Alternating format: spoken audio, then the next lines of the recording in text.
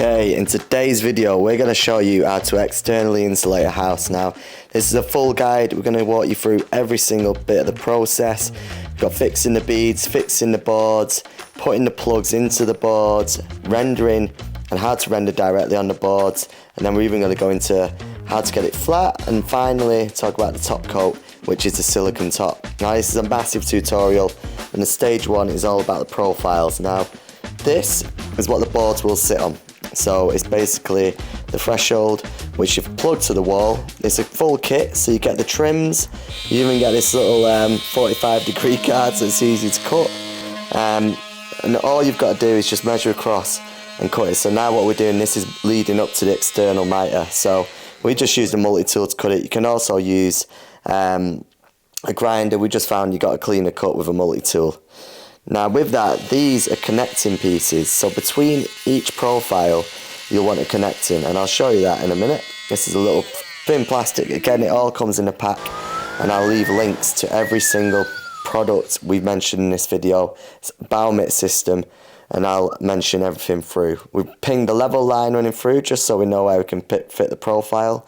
That's a little quick hack there. So you just run a straight edge just above your DPC level. That's where you want the profile to sit, and then you fix it in. I've just used a bit of silicone, a bit of adhesive, and then you fit the two together with the connecting pieces, and then you just slot it in. There you go, voila, you get a nice clean break, and it's nicely plugged in. All then you have to do is literally just screw, plug, and screw it in. Again, the adhesive is going to hold the board. It's not like this is necessarily going to take any weight, but it's great at the beginning, just give you that initial fix. So we've plugged it, drilled, plugged it, and I'm going to screw it in. Now look at this with Monumental Techers here. Dedication to the camera, man. You fucking know this. So like I said, we've just measured it across, again running just above the DPC mark, and this is where offered it up, create that external angle, and then again running that line through with a pencil. Just makes it easy, just so you know where to put your silicone. You don't need to do silicone, I just found it easier at the beginning. And now here's the insulated boards, and this is a product we're going to be using to stick it. There's a product called StarContact. This is an adhesive and a render, and I'm going to show you how to mix it from the video I did at a training centre, which I'll talk to you about later down the line in this video. Here we are. Get you a jug, I'll let you measure the water out. Oh, thank you, sir. So no pressure. Yeah. I want 12 litres of water in that bucket. Yeah.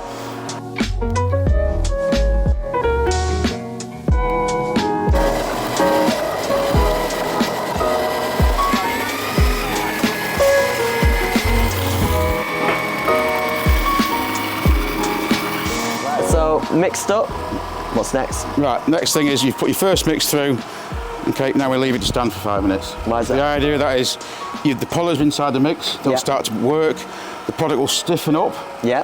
Okay, then we'll remix it, and with that you've got another hour and a half use out of it then.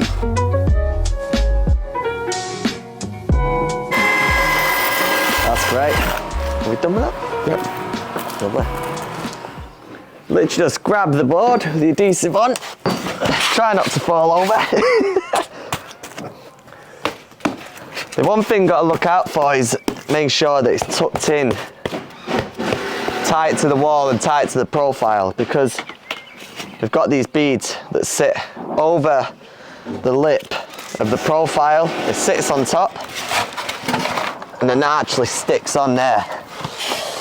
So obviously we're not doing it at the end, but when we fix the adhesive to the bottom, we've got a drip bead feature, so when the water runs down, it's going to drip off at the bottom. And that's all comes included with profile kit, which I think is pretty mint, to be fair. So you just need to make sure that we're pushing the board in enough. It's going to level it off, plumb it up. So it's just a case of squeezing it in, giving it a little notch, and making sure they all run even. So what you want, put them up tight to each other, then we're going to run a level across. It's where the profile is so important, to make sure that you level all the way around, because this is just going to make this stage so much easier. So look, we've got a nice, if anything, I could probably come down a little bit on this edge.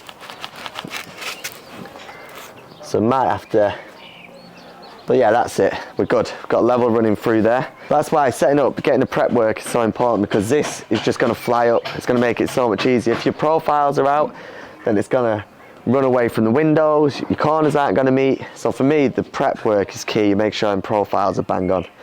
But next thing, we've done the tops. I'm also going to run across. Make sure we're straight there, which is good. If anything, out at the top a little bit on that edge. That's it. So check your wall. Ideally you want to go plumb. The wall's actually good. That never happens. So we should be able to plumb these boards up and actually not only get it level, get it plumb all the way up. So let's see as we run up to the top. There's two ways to apply the gear. We've got just using the bucket trowel where we scoop it up, but I actually like to use a trowel. Just find you get a lot more gear on a hook, a bit easier to spread out, a bit more control on it.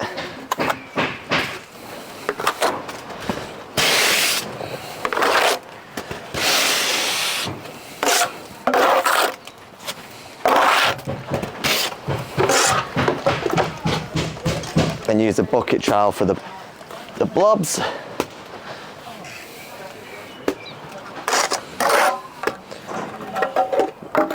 Pick it up.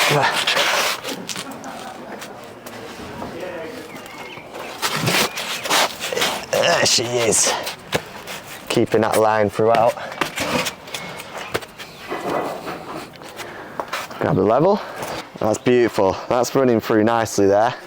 I'm so paranoid about getting that first row level, because again, you're only as good as the first level. If this is run out from the day dot, by the time you get to the top, it'll be buggered. So run that through, sure I've got it flat. Just saying, this needs to come right out. That's it.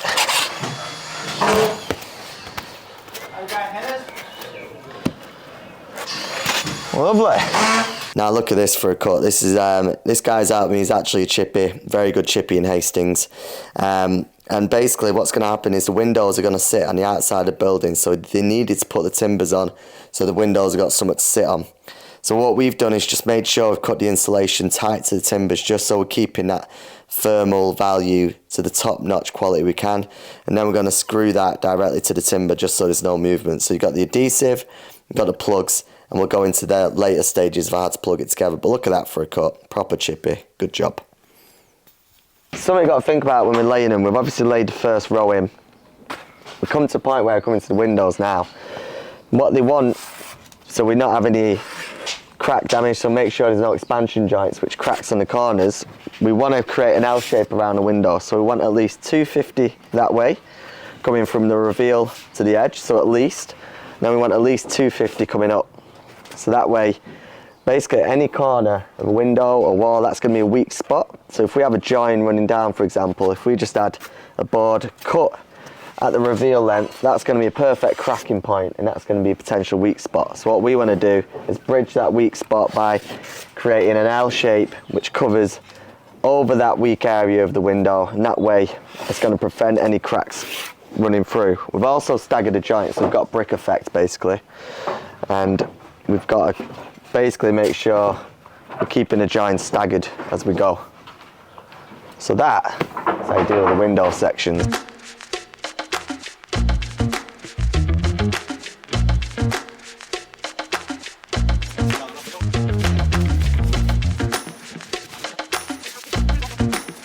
Now this is when things get a bit tricky. So I've got a full board running along the profile that we've set just along the DPC level. So what we've got now, if we were to run a full board up to this window, what we'd only have a 90mm bearing.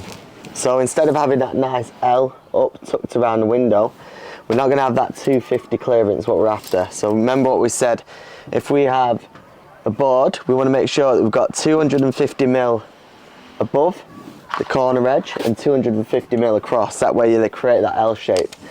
So now what we've got to do has got to cut a sliver of board. So instead of having a full board, we've got to cut this in half. Instead of it being 60 centimeters or 600 millimeters, we've got to cut it to 300 millimeters, run it along that profile, and then when we put another board up, we're going to have that clearance of 250. So in a sense, we're going to have the board finishing there, or roughly about there, and that way the board can wrap around, create that nice L shape, and stop any stress cracks from following the edges of the windows. This is when it gets a bit tricky. This is when you've got to start setting out your boards and setting out a nice plan to make sure that when the boards go, it's going to sit nicely. The other thing we've got to think about is how to tie it into the external corner, which is what I'll show you in a bit. So I'm trying my best to film this, bearing in mind the scaffolding everywhere. I'll try my best to get a nice plan for it, but yeah, I'll show you how it's done.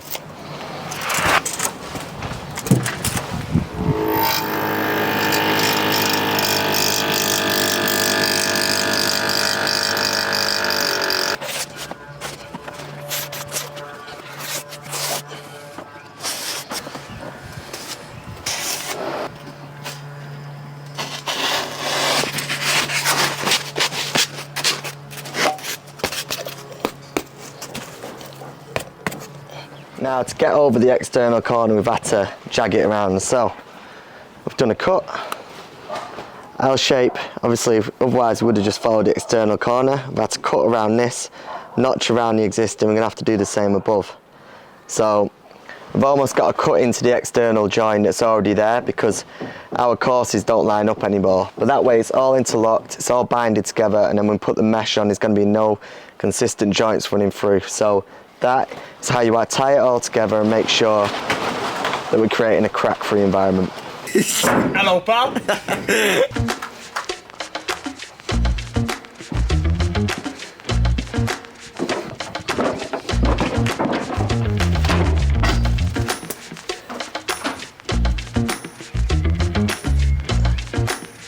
Now we've stuck the boards on the wall. Now what you want to do is give it at least 24 hours, and then what we're going to look is put in these plugs. So what you have to do, you do the wet fix, which is where you stick the boards on with adhesive, and then you've got to do a mechanical fix.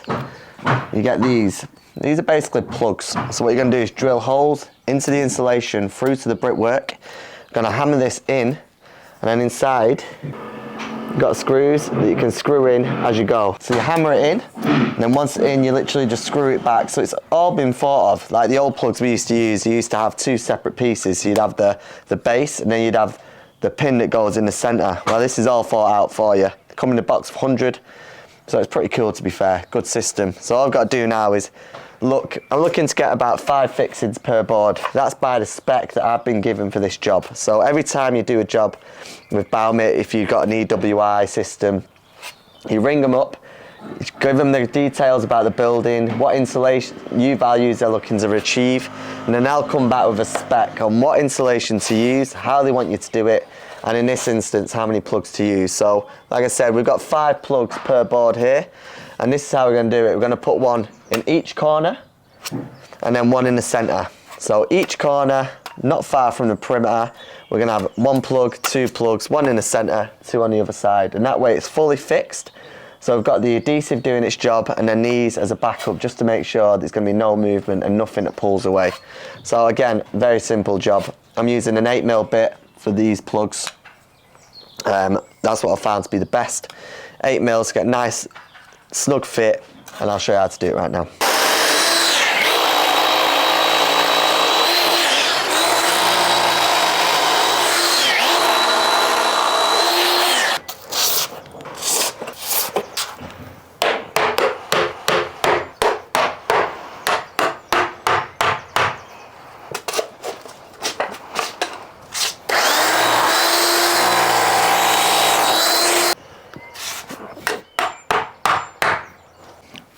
So when you are screwing them in, you want to get an extension bit, just because when you are getting to the crux and you're getting in there, it ends up going quite deep when you drill it back. And you also want a star bit. That's what we're looking for, a nice star bit, nice extension piece. You want to make sure it's really got a strong fix. And what you'll find the plug will really push back into the insulation. So I like to give it maybe 5mm depth, not too deep, but enough for when we're rendering over, we're going to hide and conceal that whole area there. Done the centres.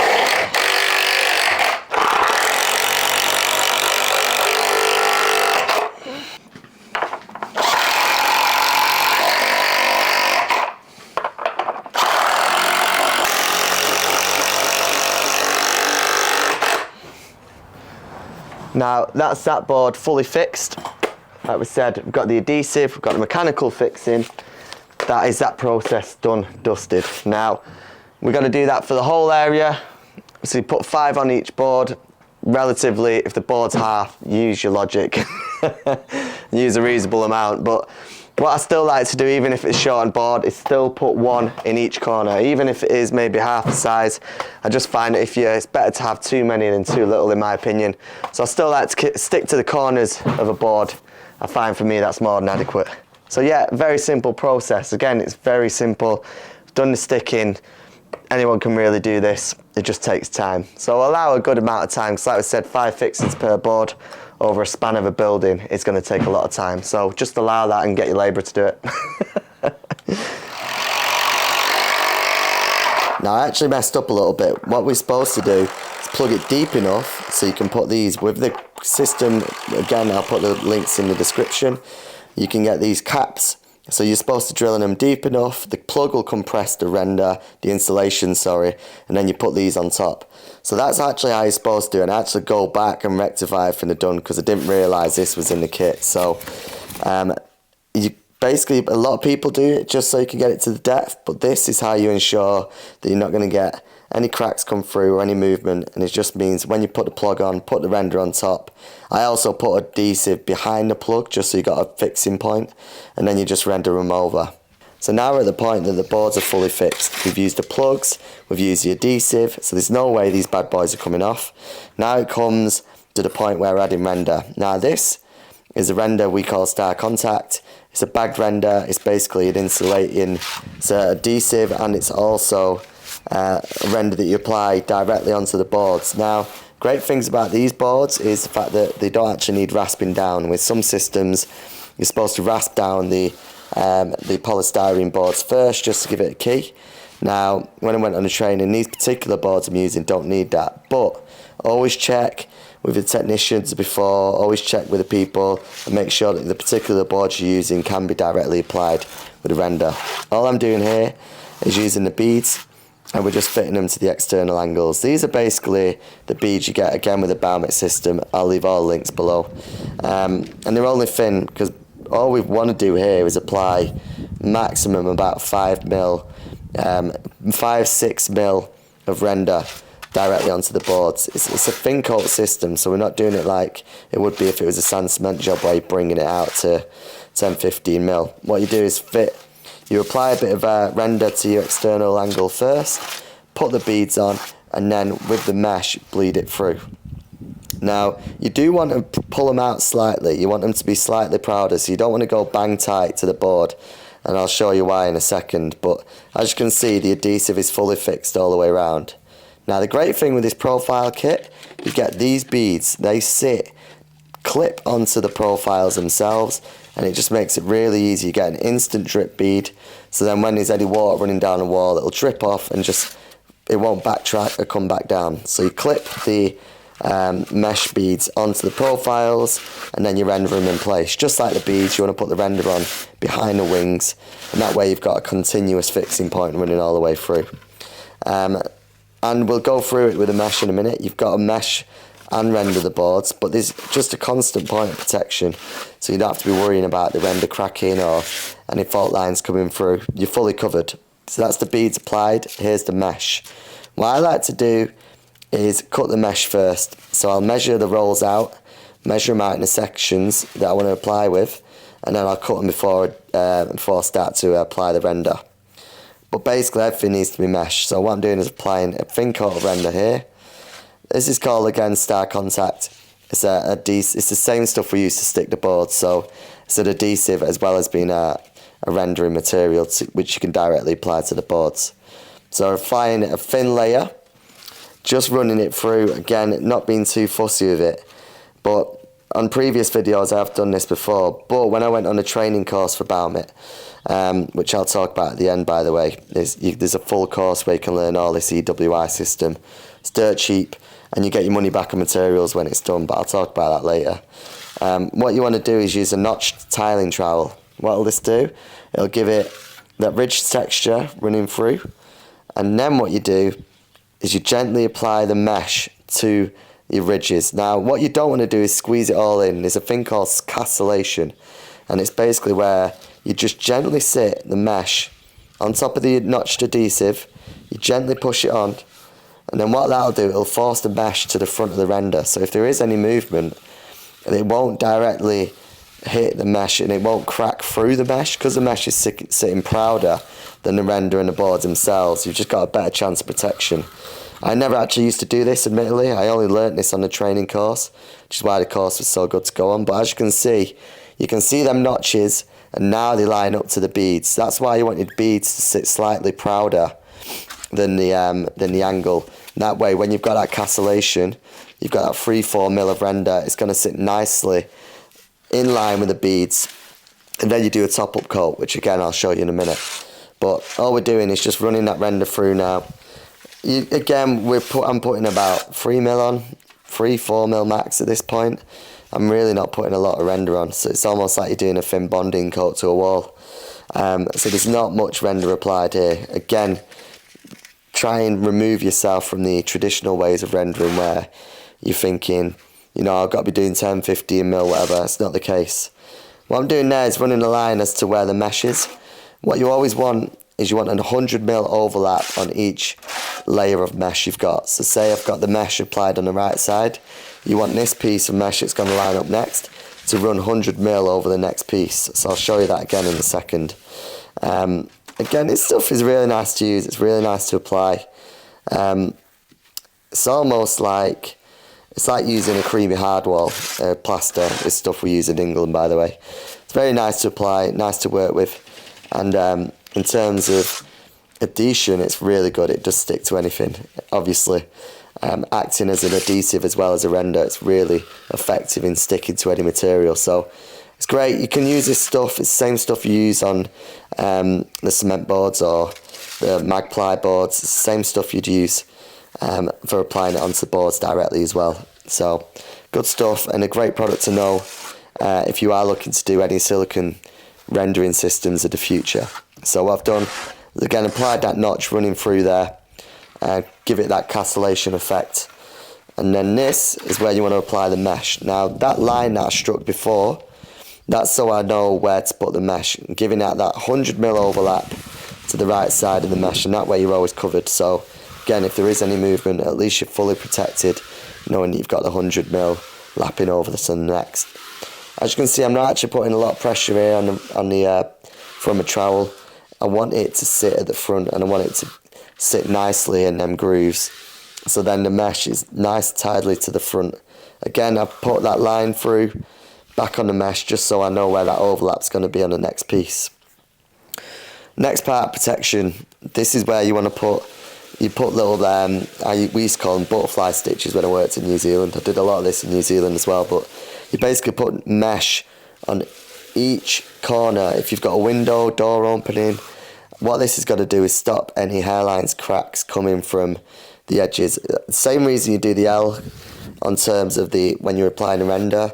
We're just putting that mesh on every corner just to allow it to get maximum protection. Now what you want to do, apply a very thin coat over everything you've done, and this is what's going to meet up with the beads. So we want this to be flush with the beads, so we're going to do a tight coat on top of your mesh, rule it off, and then that way you've got a completely flat wall ready for the top coat. I actually advise you always render any systems, any rendering you do, I recommend that you rule it. I got taught that you don't have to rule it. Actually, from my perspective, I think that any bit of rendering, anything you do, has to be ruled back, because I don't think you should be fully focusing and just relying on your top coat, because if that side glancing sun comes through and it's not flat, it's really going to show. So what I like to do is apply this thin coat and quickly rule it off on each stage, and that way you're just going to get a flatter wall and you're going to get a better finish overall. So that is the process here. Again, applying a nice thin coat just to get over that mesh, and that way the render's going to run in line with the beads, and when it comes to the final part of the process, which I'll show you in a minute, you'll be geared up and ready to go. What I would say with this product, when you've applied it, don't leave it too long before you rule it, because it can start to pull. So try and apply it and try and rule it quite fast. Next bit is the priming. Now once this is dried, you want to give it at least a day. Once everything's been applied, you want to prime it. This is called Uniprimer. This is what you have to use before you apply the top coats. The base coat should be allowed to cure for approximately 1 day per millimetre of thickness. So in this instance, the base coat was applied at 6mm thick, so we have to allow it to cure for 6 days. This is to ensure that any water which is still in the base coat doesn't get trapped behind the top layer. If you apply the primer and top coat too soon over a base coat which is still holding water, the base coat dries and the water moves to the front of the base coat. It'll become trapped behind the top coat and cause it to blister. The top coats are designed to allow water vapour to pass through, but water cannot and will therefore become trapped.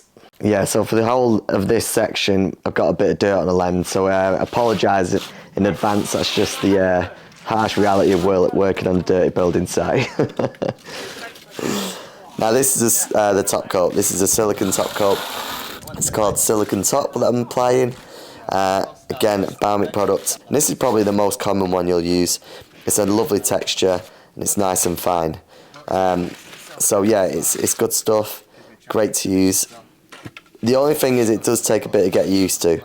When you're applying it, because we've added that extra water just to loosen it up a little bit, it does take a bit of getting used to. It's almost like applying paint to the walls. Now this is a float. It's a totally different float to what you see, and it's just a flat SilikonTop rendering float. And what we want to do when we're working with corners is, with your trowel motion, you want to be floating the render to the edges of the reveals. And again, I'm going to show you that clearly in a minute. I'm going to go into covering corners so you can get nice clean angles. But what you want to do with this stuff as well is you don't want to get too far ahead of yourself. So what I'm doing is a section at a time, because what happens is it does dry, and you want to be able to float that section directly into the section you've just applied before. Because the thing is, it's really fast drying. Because it's so thin, once you've applied it, you'll want to be floating it pretty much straight away, to be honest. So again, just applying small sections at a time, and that way you can just stay ahead of the game. And what I'm doing is you really want to apply it thin. It's not a thin coat, this. So you apply it, and then what I like to do is scrape it back. So you really want to pull off any excess render. This is supposed to be a really tight coat. If you try and float it when it's too thick, it won't work. It's almost like floating bubble gum. So once you've applied the render, come back on yourself, scrape it back, and what you'll find is you'll pull off a lot more excess. Now what you do is, with the float flat to the wall, just small circular motions. What that's going to do is going to close in the aggregate. It's going to bring it together and give you that nice finish, which looks like a nice closed, firm, solid piece of wall. And what I'm doing is, that way, when you're doing sections, you can float it into itself. There's no discoloration, and it'll look like one big uniform wall. But again, float flat to the wall, and all you do is small circular motions, putting pressure behind the trowel, and what you end up with is a really, really smart finish, in my opinion. So I've just applied it again. Crucial to come back and really pull back any thickness. You will really want to be making sure it's as thin as it can be with this product. And you'll find if it's too thick, you'll see it's like chewing gum. You'll find it. So it's better when you pull it back. Again, when you're floating towards the corners, you want to float to the outer edges of the corners. That way it's going to put the aggregate to the outer edge. It's going to pull it together, fill in all the corner completely. And then from there, you also want to run the float vertically. As you can see here, vertically, both sides, and then you pull the render away from the corner. That's how you end up with a really nice crisp angle. This takes a bit of getting used to, so you run your float vertically down the bead, and then pull off any render away from the bead. So that way, keeping that clean edge, and it looks really, really smart. But again, that takes a bit of practice, but it's not the hardest thing in the world to learn, but it does. And that's when you end up with nice clean angles like that. This is the job done. This is the whole house finished. Got a nice detail compared to the tiles there. That's the front. And that is the full house externally insulated. And the one last thing I will say is what we didn't show is we sealed around the windows some silicone to make sure it was all watertight. But that is the job done, looking good, ready to go. What I did, I went on a training course through Balmit through this. I went on a day intensive course, and we literally went through the full process there. That's where I learned how to do this properly. I've done it before, but to know how deep to go, and there's a lot of things that I didn't actually know on how you were supposed to do the process. So I'm going to leave a link underneath this video where I give you an opportunity to take the course for yourself. It's cheap as chips, and I'll be honest, extremely helpful in learning how to do this properly. Now if you wanted to see a full video on where I did the training, I did a video here. I made a full video, went on a training course with Balmit. You can watch it there when you can get a taste of exactly what I went through, the scenario and how it worked. So I'd click that video, and if you want to go straight into it, just click the link below. Either way, thanks so much for watching.